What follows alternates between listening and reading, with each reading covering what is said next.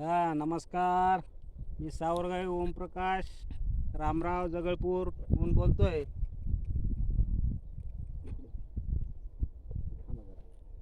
हा तुम्हाला आता पहिलं आपण 3.5 फुटाची सरी ओढून ऊस लावण केलेली आहे. पण आंतर पीक म्हणून आता आपल्याला हो का हे मध्ये 1 तास शेंगाचं पेरायचे आहे.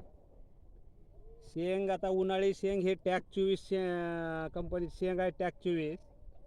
आता ह्या 3.5 फुटाच्या अंतरमध्ये 1 तास हो का असं ओढून मध्ये शेंग लावण करायचे.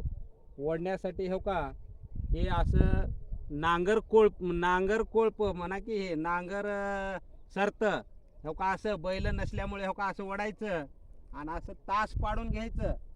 आणि तास पाडून घेतल्यास 3 इंचावर 4 इंचावर मागं शेंगदाणा टाकायचं आणि त्याला बुजवायचं. हे आंतरपीक म्हणून ऊसामध्ये शेंग. आता हे पहिला प्रयोग आहे आपला. ह्याच्यानंतर शेंग वापल्यास तुम्हाला एक व्हिडिओ टाकतो.